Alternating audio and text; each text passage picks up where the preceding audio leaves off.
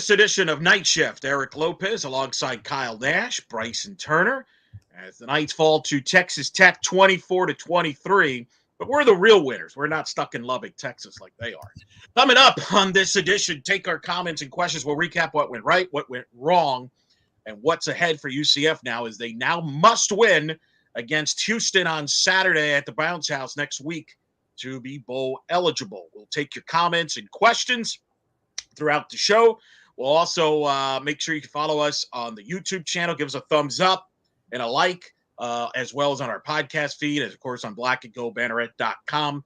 We'll have a ton of coverage of football as we'll go there for a set situation. So the Knights lose 24-23 to Texas Tech, a game where UCF jumped out to a 14-0 lead, only to see Texas Tech end up outscoring them 24-9.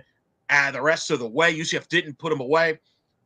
I will start with you, Mr. Kyle Nash, who, of course, is working of night class. And I think Fallen Hero, the base legend, I agree with your comment right here. This game was basically a synopsis of our season. 100%. You saw a lot of positives, but you saw some some shotting yourself in the foot in some instances.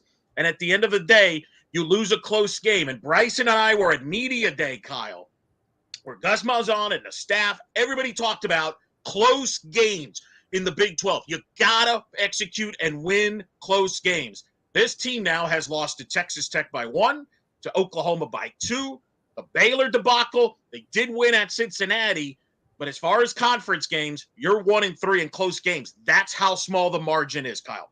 Go ahead. Yeah, well, listen, and no disrespect to the base legend, but no, I don't believe this game was a synopsis for the season at all, depending on how you mean it. The things that happened in this game, there were a lot of things that we asked for this team to do better in this football game, and they did.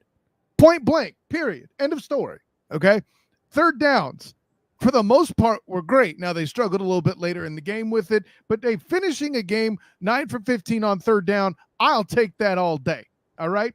Stopping the defense, the Knights defense, stopping the team with the second best conversion rate on fourth down in the nation twice, early.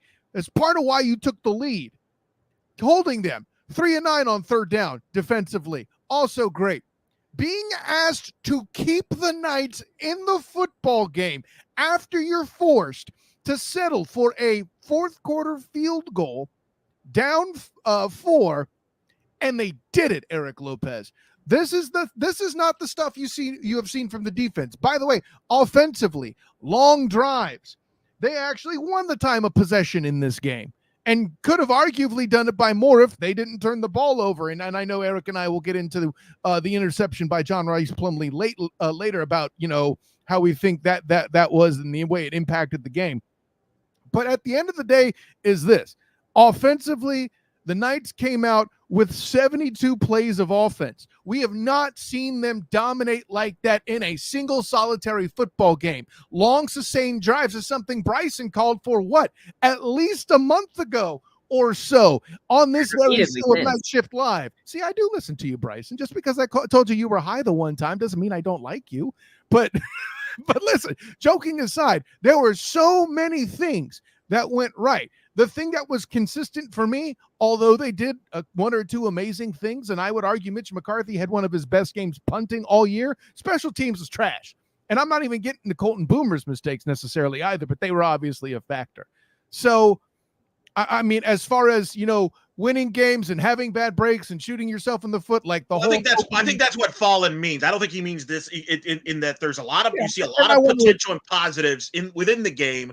But yet there's these things that pop up in the game that ends up costing you. Right, and that's what I want to address. Yeah. There's just a lot of little things. Whether it's the opening drive of the third quarter where you get, 20 yards and penalties by just Tylen Grable himself and what it might be his single worst series all season, whether you get a number of drops, a call or two doesn't go your way, I feel like that a lot of that was present, and I know someone's going to bring up the red zone at some point because it's the biggest factor in the game as well. Yeah, I am. I'm raising my hand. The ball, Eric Lopez.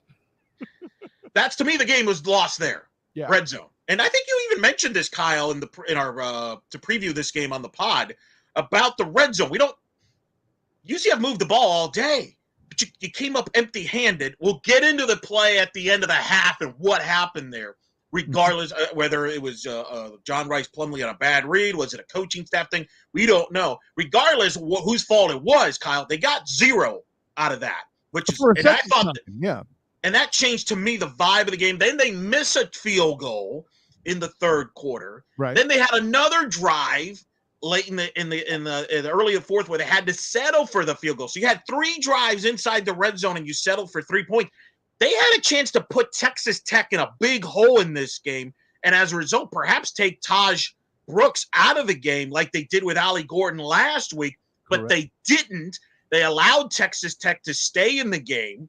Give credit to Morton, the backup quarterback for Tech, looked a lot better than he did against Kansas, made some throws, but because they still were hanging around the game, that allowed Taj Brooks, who I thought took over the fourth quarter and did all he could do. So to me, it's the offense and special teams coming empty-handed in the red zone, the turnover by Plumlee, the interception, which I think led to what turned out to be Texas Tech game-winning touchdown, and the special teams, as you mentioned. To me, those are the things to focus on more than the defense. Again, tip your cap to Taj Brooks. Kyle, you cover the NFL on Sundays, and we hyped up Ollie Gordon a lot last week, and rightfully so. But Taj Brooks probably just said, hey, I'm just as good as anybody. And that's one thing we've learned this year in the Big 12. With all due respect to the American, Kyle, the depth of running back talent in this league is unbelievable. Every week, it seems we're facing a talented running back. No different today in Taj Brooks, who, to me, looks like a guy that will be on an NFL roster. 100%. And I would argue he's the most versatile runner, the most versatile guy at the position as far as his style of running. I mean, he's not going to be much of a receiving threat necessarily, but I may not have seen enough film to know what he can do catching the football. I can tell you he seemed to be good in protection, and he also just is able, the way that he can mix speed and absolute, not just contact, Eric Lopez, but violence, running the football, cracking pads, car accidents right there on the field when there's contact. And listen, this undersized linebacker core was getting worked. There's a reason why you might have seen Trayvon Morris-Brash a few times line up behind the line, because they needed somebody with some beef back there handling business. And then when that was there, I think the agility was an issue, and then Brash would get beat that way, so he was put back up front. But, and I'll say this, credit to the defense. And again, Addison Williams obviously getting better on the job his first year as defensive coordinator. The interception was great. You had guys coming in from the outside to help stop the run. You had the 3rd and long, and that's when the DBs were back, and bam, I think it was Nakai Martinez. That's when he took care of business and picked off the ball on what was a kind of an underthrown or, inaccurate throw, a less than perfect throw at the very least. Well, don't you think, Kyle, that I think the staff, since the bye week, other than West Virginia, I think they've made adjustments to the defense. I think they realize where they're weak at. You mentioned linebacker being one of them, for example. I think early in the year, they just assumed they were better, had better personnel than they thought. I think they won't admit it, but I think they overrated their personnel in the first half of the year. And that's why I think some of the schemes didn't, match up with what, performance-wise. I think they have made adjustments and protected, trying to hide some of the flaws. And I think that's helped contribute to better performances from the defense. Would you agree with that? Oh, 100%. And I would add this too, defensively, like this receiver core, this list of targets that Texas Tech has were among the most large and most physical. Like, to me, it was tantamount to watching UCF in 2017 battle USF and what they were doing with just a bunch of big receivers. And maybe the quarterback had limited throwing potential, but he had a bunch of huge targets to handle business. And that's how they won some of the plays down the field. That's why the tight end got a touchdown, was simply overpowering people once they got the ball in space. And I can't necessarily knock that. I'm going to read some of the comments that are now chiming in here. Nelson Alumni, at least Houston fell as well. Yes, they did. They had an early lead on Oklahoma State, but Oklahoma State woke up, won that game. Really wonder what Dana Hogerson's future is. Will he be coming to Orlando next week? There's a little controversy. Apparently, he got into it with some of the fans who were giving it to him at the end of the game. He denies it. He says he didn't say anything. There's some people that are saying that's different. We'll see what happens this week in Houston. They are now mathematically not eligible for a bowl game, Kai, which makes you wonder how motivated is Houston going to be next week when they come to Orlando. So that is, and keep in mind, I think if we would have said about a week ago, hey, would you take a split with Oklahoma State, Texas Tech to set up the Houston game to go bowl eligible? I think a lot of people would have taken it prior to the Oklahoma. Predicted it. I'm just saying. I will say this, that now that this game has happened the way it has, this makes the Oklahoma State game even more like key, I think, because now you have Houston for bowl eligibility. Because say this loss happens and we lost against Oklahoma State, that's it. Sure. So. For sure. But now they got to win the Houston game, though. That's what Kyle. You're right. But that said, I would still take Houston over. I would definitely take. And that's the thing, right? I will say this: the pressure's on UCF next Saturday, like to win that game. All the pressure is on them to win. Like it's win or you're done as a season. So we'll see how that goes. We'll get into that a little bit later. Right. Big 12, Brad. Defense has improved. So Kyle agreeing with Kyle. See, Kyle, you got people agree with you. And ironic that now things have practically swapped because the offense is what we were praising this team for from the very beginning. Well, the offense and the special teams too with Colton Boomer. Now it seems that the attitude has switched a little more. Granted, the offense is still good. It is still good, but I do think that the defense that there's been a bit of a switch now where the defense is the one getting a lot of the praise while we're starting to criticize stuff that was happening in other units a little more. Well, I think consistently what we've done, Bryson, and to your point, this is kind of to match you. Consistently what we've done is always kind of put RJ Harvey in the offensive line. Like, it's funny. I brought it up as a joke earlier, and I hate bringing up like with you as the target of it, but like I'll go this way. Ever since I heard UCF Hall of Fame inductee Mark Daniels talk about how the offensive line wasn't big enough, and I came on either the midweek Night Shift Pass or night podcast or Night Shift Live, by the way, bing, and just said I hated that take being out there in the ether at all. Since then, it's been 5 of the past 6 games, RJ Harvey with 100 yards. So, Well, but I think both things could be true. Maybe they're not big enough to compared to other offensive lines, but this line has performed, and credit to Herb Hand on that. Mm-hmm. He said in our media day they felt really good about this line, and they felt good about the flexible versatility and the depth. And I don't think enough talk has been about the offensive line because they've had some issues, especially at the center position. It's kind of gone under the radar, Kyle. So let's give credit to Herb Hand on that. I don't think it's a bad take for what Mark's saying because they are not the biggest, but I think it's a credit to what Herb Hand has done and to the players in getting the most out of this group, and they've done a nice job, I think, this season. But I think they're going to look to be bigger moving forward with some bigger linemen with more athleticism. But again, It's a good line, and it's maybe the best line they've had in a couple of years. That would be. I'll put it this way. I would put them in the running for the best since 2017 because you got to remember. Yeah, I think it's better than any of the Heupel teams. Yeah, I agree with that. I actually do agree with you on that. Yeah, who would you say is the MVP of the offensive line? I mean, it's got to be right. Yeah, it's got to be Lokahi, right? I 100%. I 100% agree, and I hope you highlight him on your night class this week and next week. He needs to get more flowers thrown his way. What this guy has done this year and been asked to do has been remarkable. I don't think many UCF offensive linemen have done what he's done. I don't know if he's going to get rewarded by the coaches in the Big 12 by getting an conference honors or anything like that. But this guy deserves a ton of credit. Yeah. I know we focus on skill positions. We're all guilty. I'm guilty of it. You're not, Kyle, to your credit. You do focus on it. But that young man deserves a ton of credit. So I just wanted to say that. And again, I think the lack of for lack of a better way to put it, the lack of stability in a starting 5 up front, and yet they're still doing this is amazing. And listen, obviously credit to RJ Harvey. He's an excellent runner with excellent vision, and he is incredibly helpful in protection as well. Alec Haller needs to be given his flowers as well for what he does as a blocker at the tight end spot.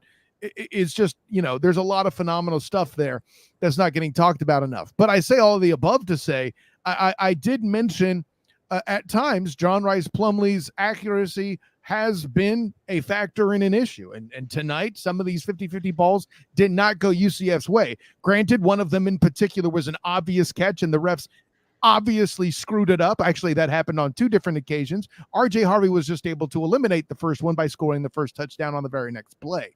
So I think they threw too much. Do you think they threw too much? Because you commented, we were talking during the game, you made that comment that he had over 30 throws. You didn't like that. I made that comment showing it was weird, and it did set off my spider sense. But considering that UCF ran the ball, or excuse me, had 72 attempts on offense, throwing 32 times is still relatively balanced to the 40 that they ran it. So no, I'm not necessarily mad at it. By the way, a large portion of that is later in the game when they're trying to play catch up and get back into the football game. So, I'll put it this way. We can be critical of certain elements of Plumlee's game. Like, for one, I know you're going to talk about the interception, and rightly so. I think that gets balanced out by the obvious blown coverage. Who the heck sends a corner blitz on that? That had to have been a misread or a blown coverage, or somebody didn't. There's definitely miscommunication there. Yeah, it's hard for me to believe. But even if there was proper coverage there, a corner blitz on that when you have Javon Baker and Kobe Hudson and Xavier Townsend on the other side is just a stupid call. That also could be Big 12 for you, defense in a nutshell, right? Maybe, let's be real. Maybe that was just Big 12 defense. I mean, let's not pretend. Brian W. Peterson chiming in, a good friend. Game isn't on Boomer at all. Scoreboard shows 1-point loss, but Texas Tech could have kicked a field goal at the end to win anyway by 3, even if the game was tied. I think that's actually fair because Texas Tech was right now. Again, you don't know what the situation would have played out if it was tied, but I think the bigger issue, to me, the issues are not the missed kicks. We'll get, Texas Tech, Lubbock, Texas is known for being very swirly, windy, constantly. And I wonder if that messed with Colton a little bit today. Not that he's going to make an excuse for that or that's an excuse. I'm just saying that might have played a factor in that. You made a good point on the extra point. We argued about this in our group chat. I know the ball maybe was tipped or hit by air, but that ball was kicked low. Kyle. It felt low to me. Yeah, I'd have to look at it again. It was tipped. In order for it to get tipped up the middle like that, it does have to come out pretty low. But which for an extra point is bizarre. Yeah. It's not a typical situation. This is one I would have wished to have Drew for it as more of a special teams long snap guru. But in this particular case, it felt like if a guy in the middle is getting that much push and he's wearing number 98, he's no athlete who's, got Jordan-like hops, that ball's coming out low. Chris Morasso chiming in. Special teams issues. By the way, Chris Morasso, thank you for listening. Yeah. Special teams issues are beyond Boomer. There you go. You right your point, right? Yeah. I've said that all year. Now, granted, I believe McCarthy had one of his best games on the year. He had a 50-yard punt in there over and above what is probably the most underappreciated or will be the most underappreciated special teams play of the season. That over-the-head toss to Boomer was impressive, as much as everybody's going to talk about the fake field goal by Boomer. But, McCarthy averaging 43.7 a kick is not a bad day. But coverage is terrible. I agree with Chris 100%. All right, let's get into Chris's other point he made. Anyone talking about the end of the first half debacle? Who called the shovel pass with no timeout? Baby, here we go. So this is where the game. Bob. This is where the game turned. Now, state your case, Kyle, because you're not convinced the coaches called this. I'm not. It looked to be like it was a passing play. JRP didn't like what he saw and shoveled it as a check down, or. It could have been the if it was the main call of the offense, I agree that's a coaching error, outright point blank in the story. However, if it was a situation where the ball was to be snapped, you're looking, and I'll put it this way: what makes it most seem like it was a called play to go that way was.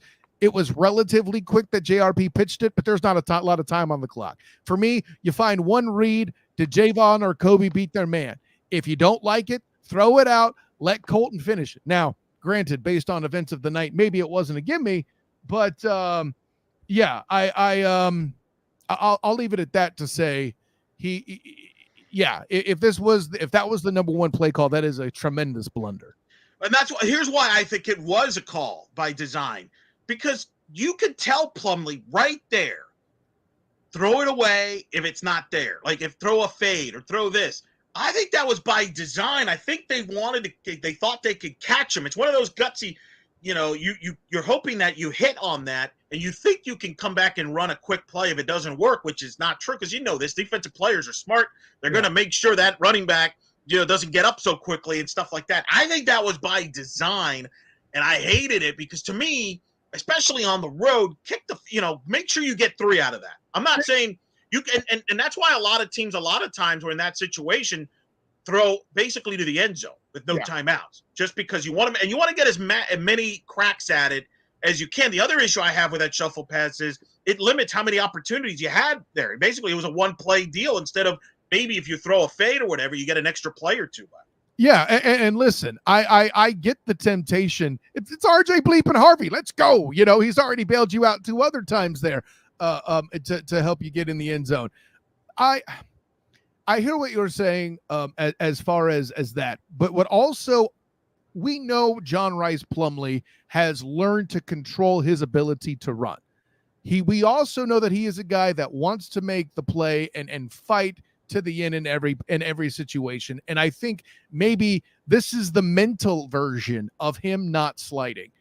And I don't see anything else. Wait, it's RJ bleeping Harvey. Ha, I could see that happening too. Again, without knowing the play call, we're speculating here, but I think definitely the punchline is that was not the move. We're going to find out. We hope to get our buddy Trace is there with, Brandon and poor Matt Rochelle, our good friend who, had an interesting trip to Lubbock. God bless him. He's a road warrior, y'all. Yeah, please give him our best, Kyle, when you see him next time. Absolutely. They're talking to the players and coaches as we speak. We're going to try to get Trace on for a few minutes and kind of answer this kind of mystery here a little bit. What happened there? Because to me, that's a game changer. Yeah. Now, you can't guarantee a kick, obviously, but if you make a field goal there, you're up 3 at the half. You're feeling good. And instead, you miss, and it just soured everything on that. And, of course, he missed another kick later in the second half. The other play, obviously, the interception by Plumlee, which basically ended up setting up Texas Tech on a short field, and he got the touchdown. Mm-hmm. You think the throw was affected by him getting hit? 100%. Yeah, he was getting pulled back as he was letting it loose, and that tilted his trajectory upward to kind of make it go higher and more to the middle of the field, which, I mean, as you cited in our chat about it, amongst the team, Eric, is a risky pass to throw. I really think he was going to put that ball outside where he allowed to complete his motion, which I don't think he was. I think he was targeting the outside as kind of a, hey, here's. Okay, so you think he was going to try to throw it outside and the hit kind of changed the direction of the throw to the more towards the middle. I mean, how many times have we seen Javon or Kobe go up and get that? You know what I'm saying? By the way, Lonely Bumblebee, we called the timeout after getting a first down on that drive, too. That was super dumb. Timeouts, I think what Lonely is alluding to, the timeouts. Maybe if you had a timeout, that shuffle pass is not so bad, right? But because, you used the timeouts early, do you have any issues with the timeouts called during the, that first half? I'll say this. I didn't necessarily pay particular attention to that point. If that's the case, yeah, obviously that's a blunder. And obviously if they have a timeout before that shovel pass, that's a completely different ball of wax. I'll certainly argue that. I would need to kind of look at the series of events before I really make a call on that. But yeah, if that's the case, that's a fine point. Garrett Weiss not happy about the refs. I think both teams probably could say that. Yeah, there was a lot of physical play allowed, I feel like. Yeah. Listen, we warned everybody. It's Big 12 officials. Get used to it. Here's the one. It's consistently inconsistent. Yeah. Here's the one I'll give Garrett. I'll definitely get Garrett's back. That was a catch towards the end of the half. And the whole reason UCF was even in position offensively for that pitch to be a problem was that catch being negated. But Kyle, RJ Harvey got the first down the next play. Ball don't lie. Yeah, but the time still went off the clock. And RJ Harvey running it took a lot more precious seconds off the clock than certainly a successful catch or a pass would have done. So I definitely think if Garrett's biggest frustration is that catch that wasn't because of a horrible official call, which first, by the way, they called it complete on the field and then changed their mind to say incomplete during the field of play. Listen, if I'm Malzahn, I'm ticked too at that particular exchange. Well, you know what part of the other problem that college football has with is replay is random. Yeah. Sometimes they'll call it like, hey, let's review this. Sometimes they don't. It's not like the NFL where you know that the team has to challenge it. The college thing is so inconsistent when it comes to replay that that part frustrates me more than the actual calls. I think we all can accept the fact they're going to be blown calls, whether you like it, whether you think it's personal, whether you think it's whatever. My frustration is, why do if there's a mistake, why can't somebody upstairs say, hey guys, you blew this call, let's just kind of fix this? They've done this a little bit, if I'm not mistaken, Kyle, in the NFL. Well, they'll call it from the booth somewhere and say, guys, that's not correct. Like, let's not even have them challenge the play a little bit. We've seen that a little bit in the NFL, if I'm not mistaken. I don't know that it's at the point where they could correct it immediately, but yeah, the booth can get more directly involved. And listen, without question on this topic, the XFL is the league that gets that the most correct, period. The XFL. You can hate it all you want, Eric Lopez, but they're not even going to be around. Going to be merging. Well, yeah, but we'll say the 2023 XFL, whatever. Smarty pants, they still did it. They still did it the best. Like, I'll leave it at that. I get you going on that. Speaking of getting you going, Brian W. Peterson wants your thoughts, Kyle, on the awful ref calls, 2 called back catches by Kobe, which were clear catches to me. Your reaction to Brian W. Well, and I addressed the one catch for sure. That was simply a catch 100%. Actually, I think I addressed them both. Yeah, the touchdown catch was certainly a catch. RJ Harvey just basically ruled it out of existence by doing what the common man would call the ball don't lie play. I get it. The one at the end of the second quarter, same thing. I agree 100%. There were some other things I felt like were missed as far as contact with receivers down the field, but I also felt like UCF's DBs were getting away with that too. I think that was more about a style of kind of letting a more physical play go. So that's not a rules violation, more as a change in philosophy. And listen, players just got to adjust to that. But yeah, in particular to Kobe's 2 catches, if they're the 2 I'm thinking of, yeah, he's got beef. He's 100% correct there. He's got a good beef. All right, Bryson, give me your thoughts. Take over here for a moment with Kyle here and your thoughts. So this is a very funny game. I feel like that it makes so much sense to me now why if you had to ascribe one word to this team, it's boom. We all love the word. It's the word that is kind of epitomized Gus Malzahn's era. The thing is that there's another word that I think also comes with the Gus Malzahn era that is inextricably linked to that word. And that word is bust. There it is. And I think that this game, specifically this game, is a perfect encapsulation of why I love and also hate Gus Malzahn. Both at the same time. Because on the one hand, you get the booms. You get the big plays like Javon Baker. You get the big plays like the Colton Boomer fake field goal. You get back at Auburn, he had the kick 6. You have all these big plays that can sometimes just come at the most perfect moments. It's college football at its finest. College football chef's kiss. Exactly.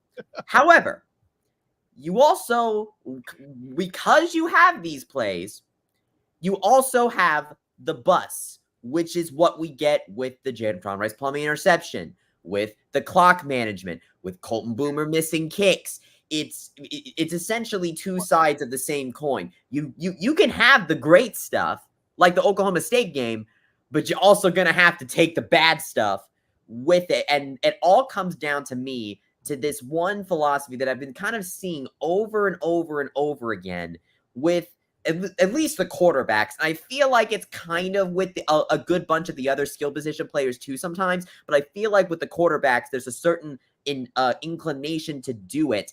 And that is what I like to call hero ball.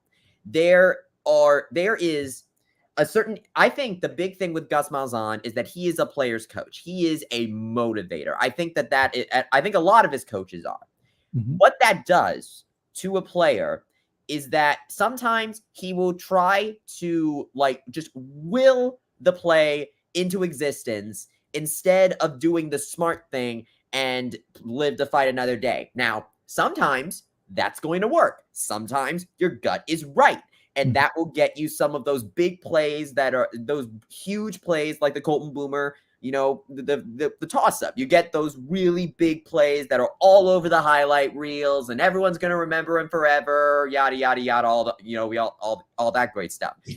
But it's also going to have we also have those really stupid moments because sometimes your gut is wrong. And sometimes you have to do the smart thing and either throw it away or just hold on to the ball or just, slide. The point, whether it was Timmy McClain or John Rice Plumlee. Now, Plumlee is better at this because he's more experienced, but I think that even he has those experiences of making a choice of whether should I do the smart thing or do I just go for it? And I think that in this instance in this game, some players made the go for it choice but unfortunately in the key moments, those go for it moments did not go UCF's way. Now there could be a whole other universe out there where things did go UCF's way. Yeah, it's called the Oklahoma State game. Exactly. Well, and again, listen. I mean, I will say the point I'm trying to make is that this is about I think a choice of whether you do what sometimes it's like your head versus your gut, and sometimes both are right, and sometimes one is right and one is wrong, and you get it, and sometimes it's not. So while we have moments like the Oklahoma State game where everything just completely fell into place, you also come with these moments, the really stupid moments where the players try their darnest to make something happen. And they did. They tried their darnest, but it just ended up not working out, whether it's because the defenders got to them or it just ended up not being the right decision in the moment. So I think you sometimes just have to take one with the other. And I'll say this. Would you trade an Oklahoma State win for a win here or in the sense of does this feel like would you still take Oklahoma State the way it is now if this ended up being different? Oh yeah, nobody's gonna remember this game in 10 years because first of all, nobody watched this game. It's on FS2. Although I will say this credit, I really like Guy Haberman and Charles Arbuckle. I thought they did a good job. Guy Haberman sounds like Jason Benetti a little bit to me. And Charles Arbuckle had a great line about momentum. That momentum has no loyalty. That was a great line. Yeah, listen, I had my own issues with Arbuckle's call, but that was a super line, and you're 100% correct. That was a great line. I'm Let like, me galvanize Bryson's point a little bit because there's a lot of good there. I think what it comes down to, like you mentioned, the Plumlee interception or Boomer's kick. Those don't come down to Gus. I think those are just bad football moments. These things happen with young adults in high pressure situations. It is what it is. But I think a great way to perfectly land the analogy that you're throwing down and indulge me if I'm getting it right, and if I'm wrong, tell me, Bryson. But for every Colton Boomer 24-yard run to set up RJ Harvey's touchdown, there is a what would be I may not necessarily in this game, but there will be a Xavier Townsend at the end of the Oklahoma game to match it. That kind of thing, right? Yeah. Essentially, there's. Well, let me ask you both. Hold on. Let me jump in here. Let me ask you both. Excuse me. A better example, assuming it was a called play this way, for every Colton Boomer run on a fake field goal, there's the I'm gonna try the pitch at the goal line at the end of the half. I think that's. Let me ask you both this though. Aren't we hypocritical? And I'm not saying you're wrong. Neither one of you are wrong. But I feel like we're hypocritical as fans and media sometimes because we criticize coaches when they're conservative, right? Like, oh, he's trying not to lose. Why don't you do? So now when a coach tries something, I don't have a problem with guys trying to win a game, if with a big trick play or things like that. Whether you agree with it or not, I rather have the player play loose and say, hey, I don't want my player to play tight. And I don't think Gus wants his players to play tight. And maybe sometimes he calls these plays, like the trick play with Colton Boomer, to say, hey, we're going for the juggler. We're going to win this. Now, does he do it a bit too much? Does sometimes it gets carried away? Maybe, but I would imagine, Kyle, you can tell me if I'm wrong, but if I was a player on his team, I'd like my coach to go all out for the win and not play not to lose. I mean, I'm not excusing it. I'm not saying you guys are wrong. And again, we'll find out what happened before the half, and I'm not excusing some of the things, but I'd rather see a coach try to win and it blows up in his face than not try to win at all. Does that make sense? So you'd rather see a gambler than a tactician, and that's a philosophy. Can't be both. I think honestly, boom or bust. That's how gambling works. Sometimes you boom, and sometimes you bust. Well, and that could describe this year's offense, because statistically, in this game maybe is a perfect example. Statistically, they did a lot of great things, a lot of boom, but bust as well. And maybe to your point, maybe that's where you got to tweak some things and maybe rein it in a little bit at times. But at the same time, I don't want it to rein it in so much to where you're not trying at all. Like, I have a bigger issue. You remember this, Kyle? We did the show. My issue with the Oklahoma game, everybody was upset about the 2-point call, and I get it. I'm not disputing it.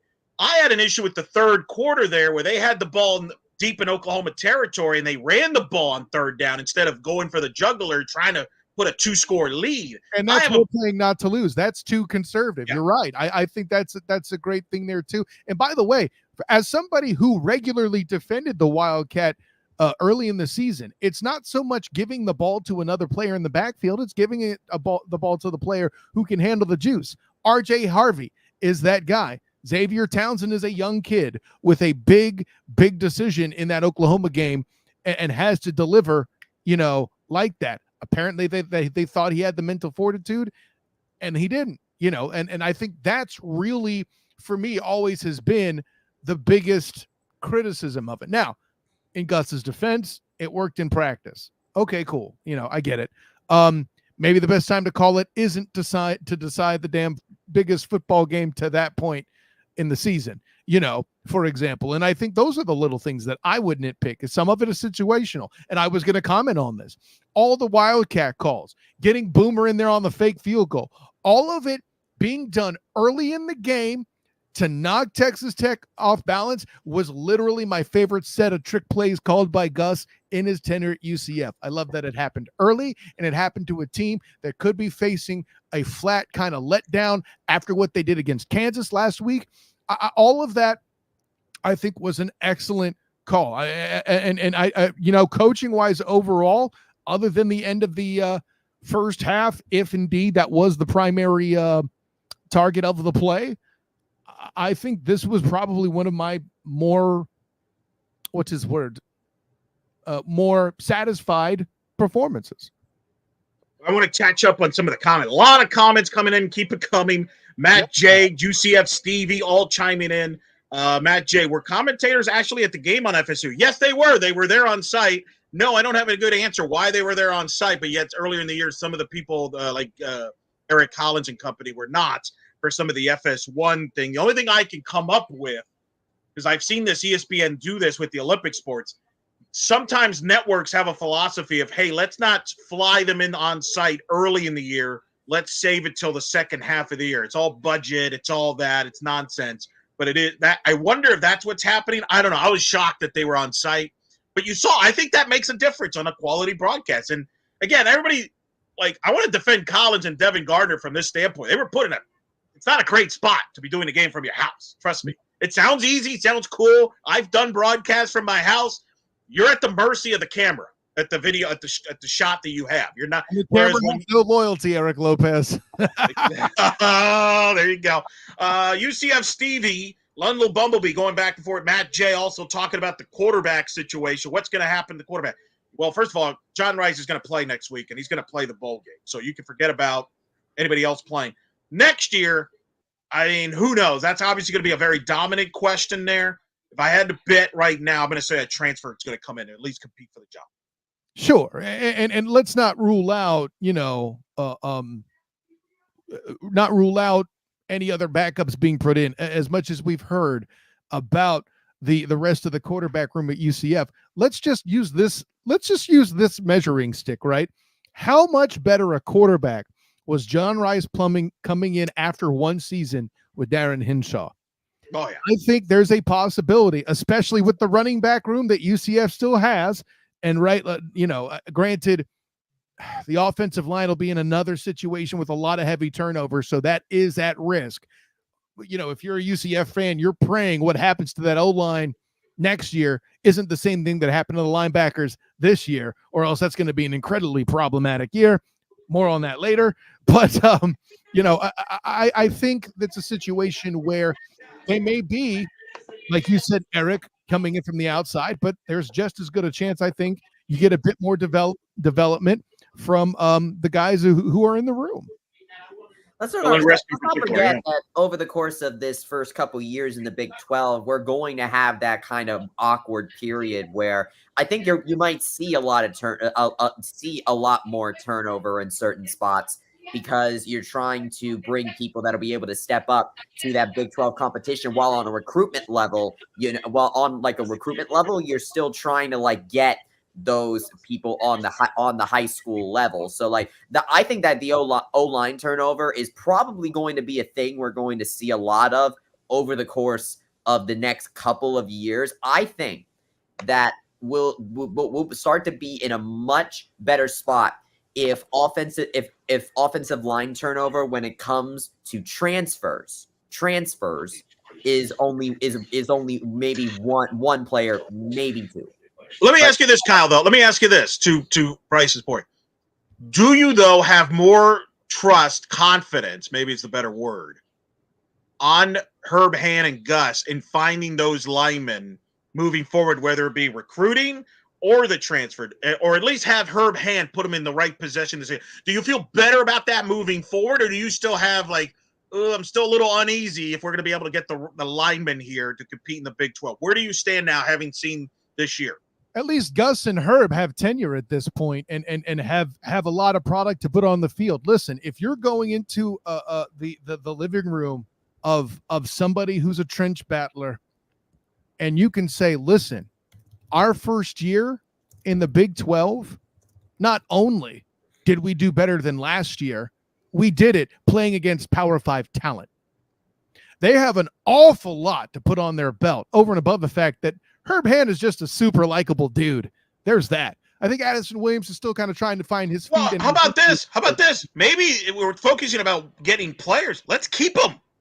Because we can't assume that every coach is going to stay, right? You're going to have to fight to keep some of these guys and maybe put a priority on certain coaches on the staff, because this is how the offseason works. There's, there'll be coaching changes elsewhere, and then they're going to come and try to pluck away certain coaches, and maybe Herb Hand, somebody goes after him. So you got to try to keep him, right? That's maybe just as important.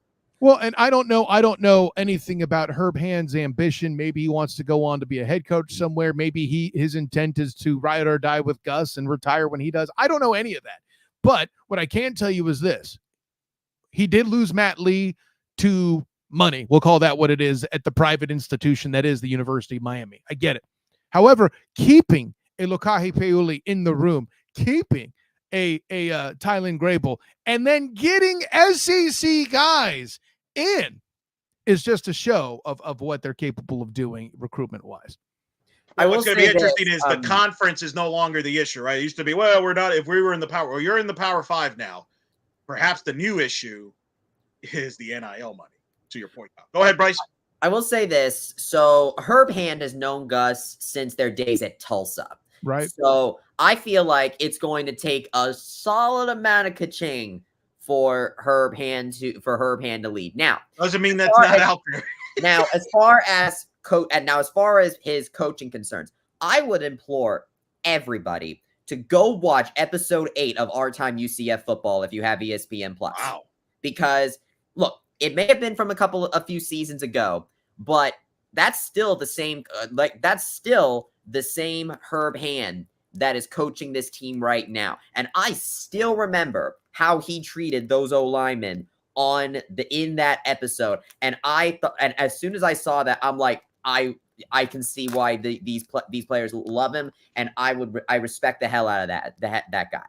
And Bryson wants to hit somebody after watching Herb Hand. Here we go. Think the way I'm seeing it is that I think that Coach Hand is showing how good of a coach he is, and I think he will be able to do that with a bunch of other players. But I think at the same time, you want to be able to not have you want to make sure he's in a position where he can really form a group, like an actual unit of O-line instead of just a bunch of individuals. And I think that's a big, because the O-line, it's like a team within a team, you know? So not only do you have to focus on, like, you know, the different team dynamics, but you also have the dynamics within the O-line itself, where you have a bunch of different individual people that have to work together as a unit.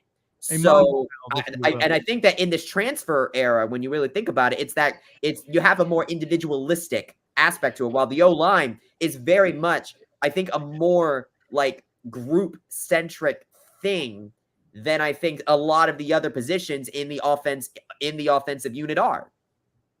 Right. I want to get into a couple more comments for Kyle before we let him go to finish up night class. Big debate, Kyle, that people want to know from Eric Edwards and among others. Obviously, there's a lot of back and forth about Colton Boomer, how much of the blame is on him for this game, etc. If you kind of carved up a piece of pie for blame in this game, where would you give me the percentages, Kyle, here, because there's a lot of chatter back and forth, whether it's his fault, not his fault, offensive, etc. How would you describe the, you know, quote, blame game or whatever, the cause of it? By the way, can we just give Texas Tech credit? Yeah, I mean, I think we opened the show with that, with giving Taj Brooks his props. And by the way, Texas Tech's O-line, I'm pretty sure, maybe I just don't remember Kansas State well enough because it's been that long now. It's been a couple months, but I'm pretty sure they had some of the biggest guys that UCF faced up front, and they were, that's how they got the most. I feel like that's the reason why you saw more individual success running the ball inside. Granted, it was very rare they went between the center and guard. It was usually outside the guard, left or right of the tackle there, more kind of the 3 or 5 hole if you want to use your nomenclature right. But for my money, it was definitely the most clear success of one-on-one victory against the defensive tackles that UCF has. And that's an amazing group. We've been over that. Still, nonetheless, I want to give the offense credit for having them on the field again, back-to-back games, less than 30 minutes on the field. But yeah, as far as the piece of the pie that I'd give Boomer, I got about 25%. For me, I would make the play at the end of the first half a bigger issue, because getting that momentum, there's a whole other mental philosophy, just that 3 points, being ahead matters psychologically just a bit more, whether it's only 3 points or not. So, and obviously, you know, just it's to oversimplify it, but obviously it would have been a factor later in the game too, as well. I know earlier the play was made, well, Texas Tech could have just kicked the field goal. Here's the thing. I don't think they come out running the football just to run it, because they aren't trying to run time off the clock. They're trying to conserve time. I think to assume they run the football the same way is a bold assumption. So yeah, them coming out to a tied game versus being ahead and just ticking the clock, and know that the defense is getting tired, and knowing how to beat them and putting the ball in Brooks's hands, it's a completely different mindset. Right. Well, let me stop you there here, because we're going to get some answers, Kyle, to our debate here. Because joining us now from the field in Lubbock, Texas, the school that named the initials after him, our good friend Trace Trelko, Sons of UCF Live, and that other show around the kingdom. Live from Lubbock, Texas. Congrats! You guaranteed this Texas Tech win, and you were right. Bringing the homer in, I see, Eric. Greetings from Lubbock. Can you guys hear me all right? Just back out of the post-game press conference. It was the most UCF loss ever, right? It is a typical way UCF loses games, with self-inflicted wounds. Post-game from Coach Gus Malzahn saying, of course, that he did not like the way the first half ended. nor did anyone, and that the ball needed to be thrown away. The poor clock management there, no doubt you've talked about that. And just, pick a problem. Penalties. This was a different team a week later after stopping Ollie Gordon, holding him to 25 yards. Taj Brooks, had limited carries in the first half. And if you saw me and my post on Twitter, I said that was of a concern to mine. I just thought that they would run the ball over UCF. And, for all the hope that came after that dominating 45-3 win, the question was, which UCF team were we going to see here in Lubbock? That team or the team that had not been able to stop the run all season long, and we saw more of that team. Post-game also, tight end Alec Holler and linebacker Walter Yates talking about now they don't want their season to end. They need one more win to get that bowl eligibility. Better for them that it comes at home against Houston that lost a game at Oklahoma State. Now, what do they have to play for except ruining UCF season, right? But like many times before and during the Gus Malzahn era, UCF has a moment now where they can control things, and we'll see what they do with that home field advantage against Houston on Saturday at the Bounce House. All right, Trace, hold on. Let me ask Trace this question, because Kyle and I have been back and forth about that at the end of the first half and what happened and whose fault was it. What did Gus say happened there at the end of the half? Was that a design call, or did John Rice Plumlee do something that they did not expect? What did Gus say? He wasn't very specific about that, just that it needed to be handled better. So he didn't get into that. That's something that perhaps he'll talk more about on Monday. Perhaps offensive coordinator Darren Hinshaw will talk more about on Sunday night. Yeah, well, and I'll say this. I'll read between the lines because Trace is an actual professional and I'm a loudmouth. The fact that he doesn't assign responsibility to me speaks more volumes than anything else, that it may have been an improvisation. Yeah, and you look at this, they have struggled on the road. We heard at the outset of this season that it and the Big 12 would come down to fourth quarter games, one possession games. They lose by 2 at Oklahoma. You've seen this coming up short a number of times this season, and they do so again. Not getting any points there, not getting any points off the Nakai Martinez interception, giving up points on the John Rice Plumlee interception. Of course, the partially blocked extra point. It just all adds up. It's why you lose a game 24-23. And while Coach Gus Malzahn, says that this is still a good team, I would argue to you and all watching that good teams find ways to win games like this, and teams that cause their own problems find ways to lose. And UCF has done that throughout this season. 1-3 now in close games in the Big 12 coverage. Bryce, you got a question for Trace? Yes, Trace, I want to get your opinion on this because you mentioned how it was a typical UCF game, and we were saying earlier on the show how over this Gus Malzahn era, you know how boom has become like a very commonly used word for various reasons. Well, there's a word inextricably linked with that word, other one, and it's bust. And so I feel like that with Gus Malzahn, you have those moments where he busts, and he busted today against Texas Tech. But at the same time, you also produce moments like the Oklahoma State game, or moments like the Colton, or even also during this game with the Colton Gordon fake field goal that worked to absolute perfection. And so I want to ask to you, Trace, what do you think about for UCF being in this kind of position where, yes, they will make like big plays like that, but then coming with that, you have moments like this where you have the clock mismanagement, or the things that not consistent, Trace. Right? You've said this, Trace. They're not consistent up and down. My answer to you, Bryson, is get used to it if you're not already. If you heard from Auburn fans when UCF signed Gus Malzahn that you would expect to see this, and you look over his tenure, yeah, there's going to be a great fake field goal call like that, but we've also seen the Wildcat play throughout the season not work, and they're going to find ways to lose at the outset of this season. And a transitional season, you fans, quite honestly, that thought that this team was going to be 9-3 and contending for a conference championship, you're hooked on the hopium, because it just wasn't realistic with this team. And there were many others that said 6-6, 7-5, and they still have that opportunity to go 6-6 and go to a bowl game. And but I said at the outset of the season, give him 4 losses right off the bat, because Gus Malzahn has averaged 4 losses throughout his career, and I think that you can expect that going forward. Boom or bust, boom or doom. I think this is going to be your Gus Malzahn experience. That doesn't mean that he can't ink good recruiting classes, but he's going to try and outsmart himself to prove that his play calls work. And sometimes they will, and other times they won't. And I think you got to buckle in that you're going to have more 24-23 losses, but hopefully not the kind of losses like the one they experienced to Baylor. Not those kind of losses. But hey, what's more painful, being up 35-7, letting that game get away, or what you saw here from Lubbock tonight?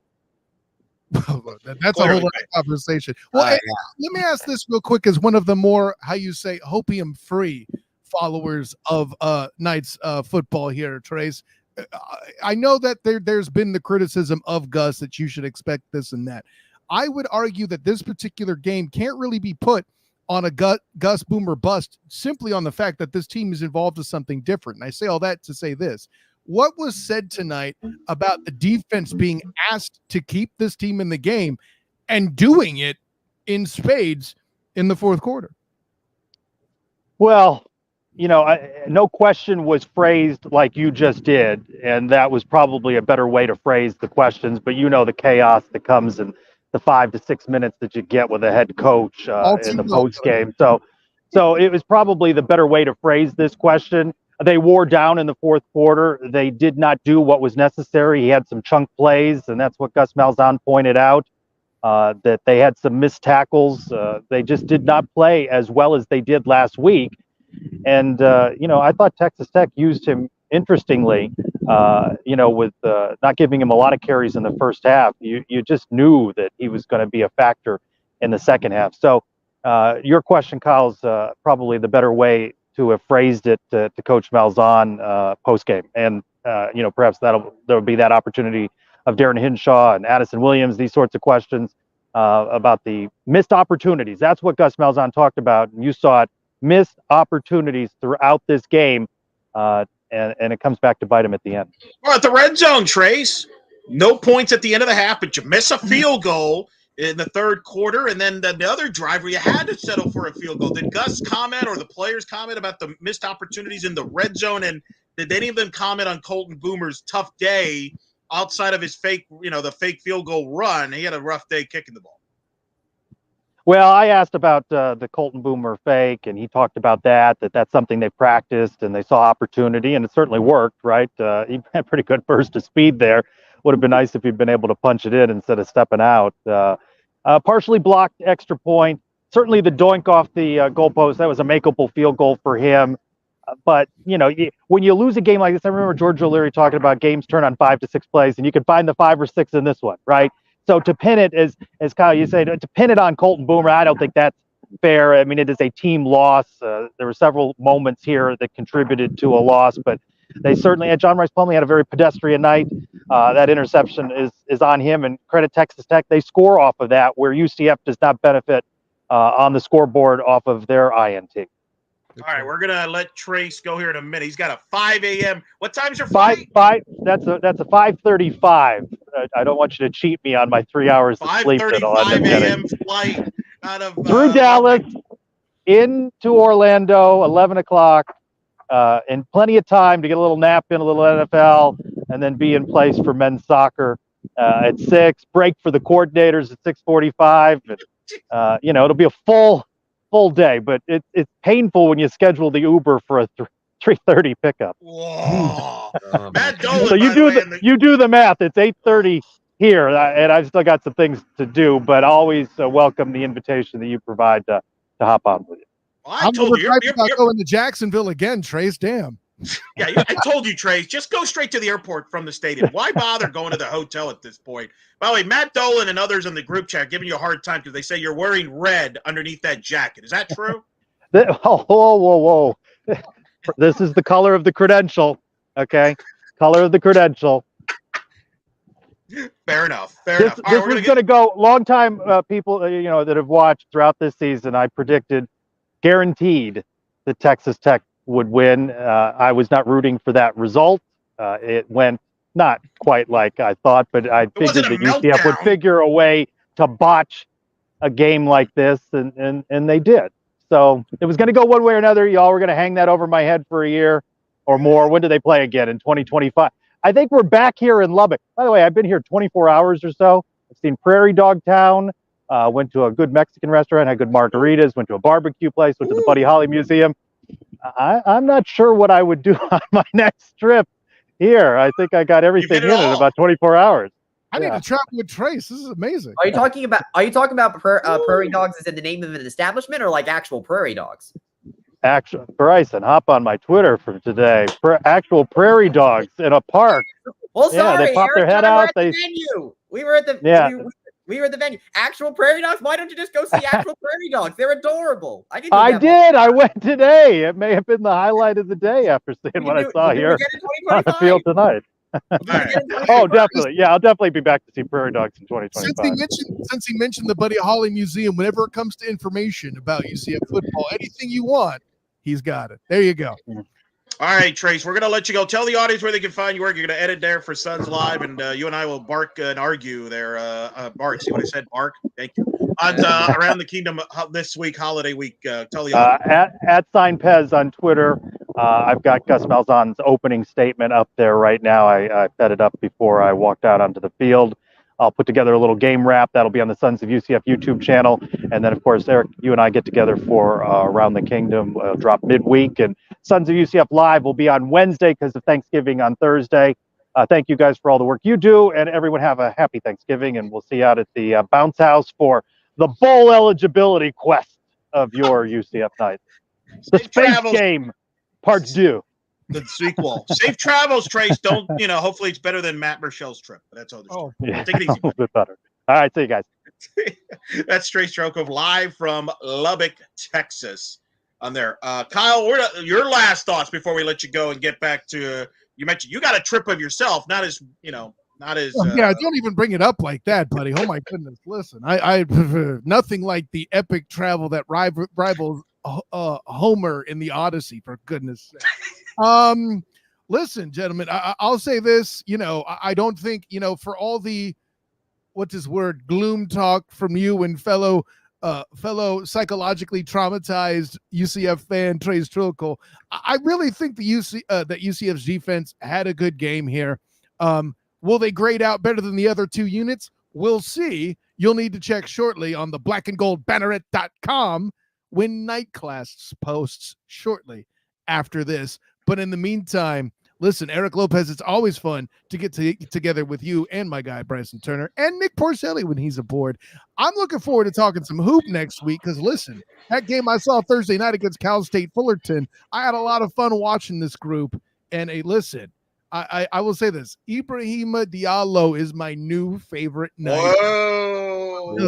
Hey, they're gonna be playing in kind of your neck of the woods for NFL coverage in St. Augustine. And that I know you should just do a doubleheader, Kyle. Do the Jags Titans at one. Yeah, let's drive over to basket. Get what I look like. Good call, guys. At least some of us will be able to watch that game since it's gonna be on Flow Hoops. Bryson, let me be clear. I know I refer to my children a lot and that I have two of them. They aren't you and Nick. Okay.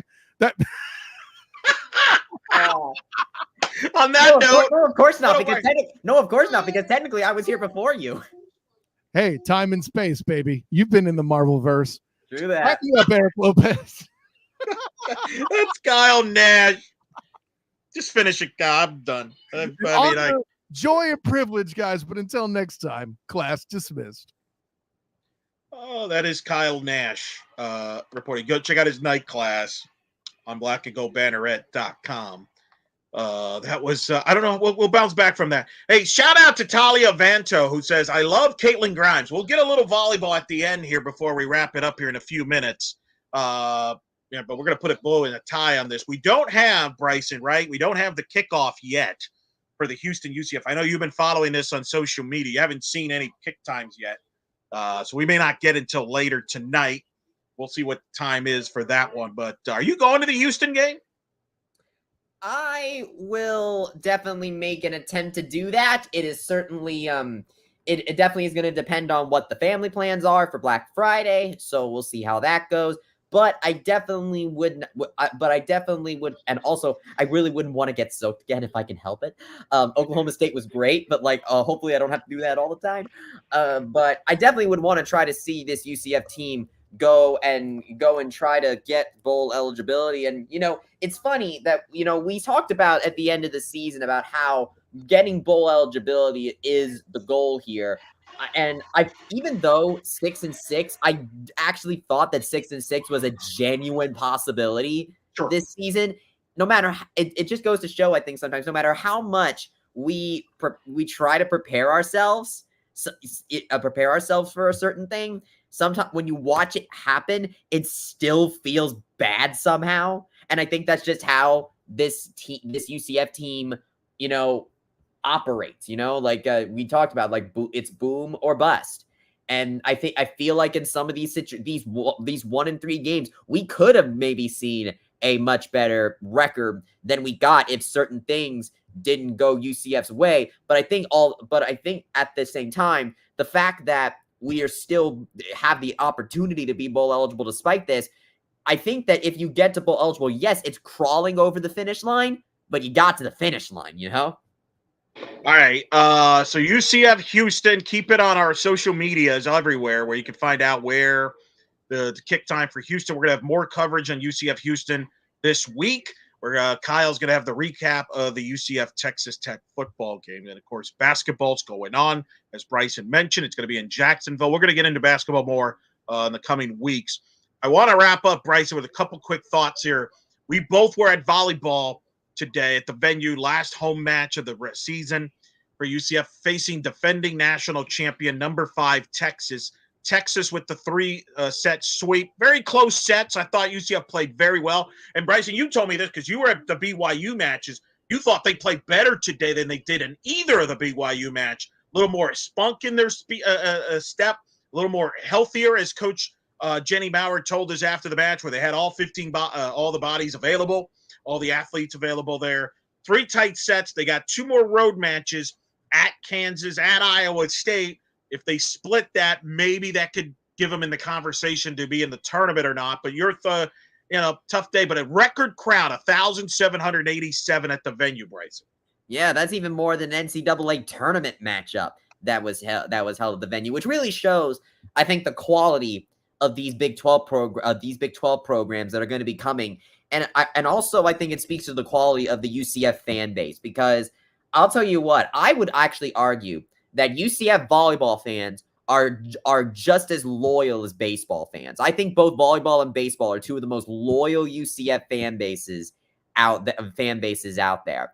And the fact that volleyball has been going through these struggles, it doesn't mean that the product is bad. I think that in the end, this year's schedule really bit them, in the sense that it was a rebuilding year. It's a rebuild. Right, exactly. It's also a rebuilding year. But I think it's also about learning a lot. I think, if anything, Coach Maurer has kind of mentioned how she's been learning a lot from doing these from facing these major Big 12 opponents.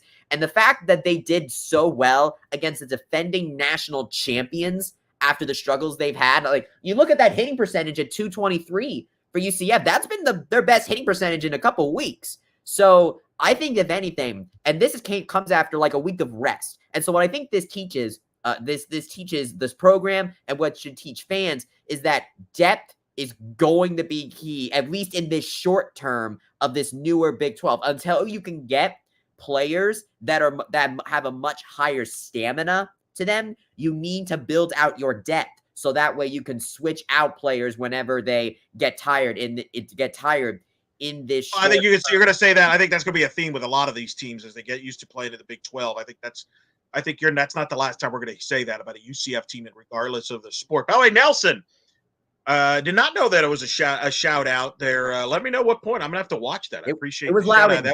It was loud. What? It was very loud, but there was Despina Barton and Aaron Campbell on the broadcast there.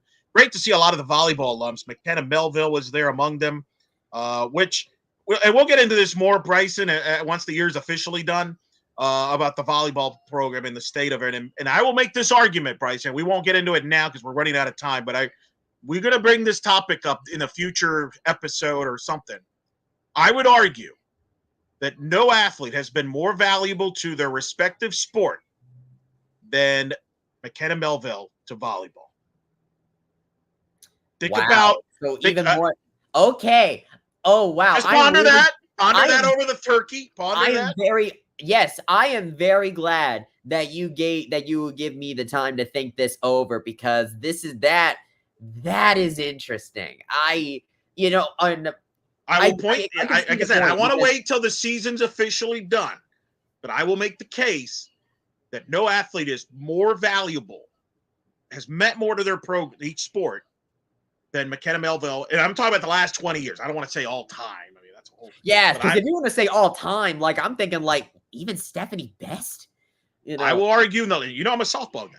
The last 20 years, I would argue no athlete has been more meaningful as far as the impact on that program than McKenna Melville to volleyball. And I have some, and I'll give you a clue on why I say that is you remember volleyball from about 2004 to 2017 only made the NCAA tournament once. McKenna Melville shows up, 5 straight NCAA tournament appearances. Here we are, year 1 after McMelville. Doesn't look like we're going to get it, but I want to see how the season plays out. But I can make that card. We got plenty of time for that later in the year. That's called December content. We still have they still have to go face Iowa State and Kansas. Yeah, not easy either. And look, if they play like those games like they did against Texas, then I actually think that they have a shot. I'm not going to say it's going to happen because it's on the road and it's hard to play on the road, but I think they have a shot. And we'll see what happens. And honestly, after seeing the way they played against Houston and BYU, I am much more confident about how it works. And it's now realizing like the schedule just got to them. I mean, Coach Maurer even said that we get to a lot of people. Everyone was actually available for this one. So it's clear, I think, that team might have been a bit spent in Houston, BYU in some fashion. For sure.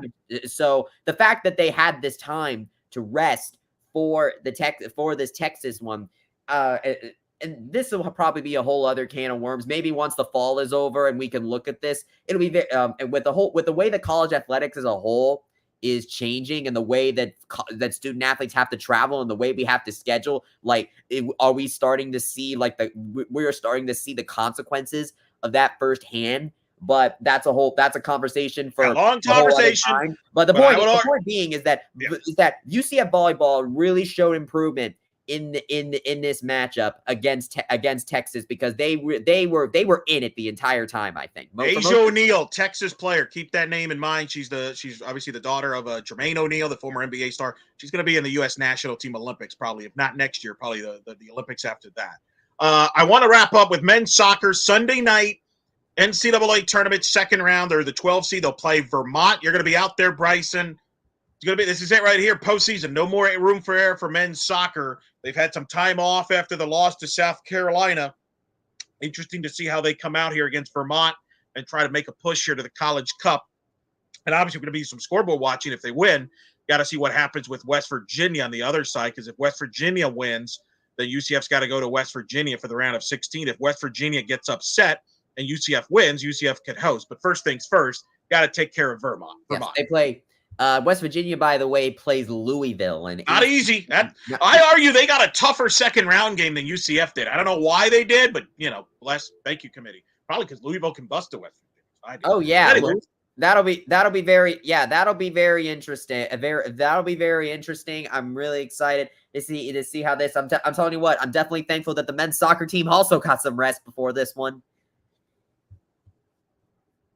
Amen to that. You get some rest, Bryson. I know you're not at 100%. You're battling here. Yes, sorry that I had to dip out every once in a while. That's all right. No, don't get into details. No details. No, fans don't want to know the details. Okay. Keep it here. Reminder: basketball out in Jacksonville. They'll play Sunday night and Monday. They'll play South Dakota State. That's a tricky game Sunday night. That'll be about 8 o'clock. I'm going to actually monitor that while Bryson is out at soccer, UCF Vermont. So we'll have coverage of both on blackandgoldbanneret.com. Women's basketball has a pretty significant game for themselves Monday night against the Auburn Tigers. We're going to learn a lot about women's basketball there. They really haven't played anybody so far in the first 2 games, if we're being honest. Volleyball on the road. Kansas, Iowa State, as we mentioned. Men's soccer, we'll see what their postseason looks like. And, of course, then football will take on Houston on Saturday at the Bounce House. Will Dana Holgerson still be the head coach of the Cougars by the time they get to Orlando? He said some fighting words about Space Game and all that. Who knows? Keep it here on blackandgoldbanneret.com for all the coverage. You can follow us on all over the place on social media. Thanks to all of you that have commented and tuned in. Appreciate you all for all the questions and comments. This is fun. We'll certainly should be a lot of fun. For Kyle Nash, thanks to Trace Trelko, too, from Lubbock, Texas. That was fun post-game, too, with him. Thanks to Kyle Nash. Check out the post-game from him in night class. Thank you, Bryson, for battling your 100% there, gaming, leaving it on the field or leaving it on the stream, as you will. We will do this, get healthy there. I'm Eric Lopez. Unfortunately, final score, Texas Tech 24, UCF 23. But we hope you've enjoyed this edition of Night Shift. Good night and charge on.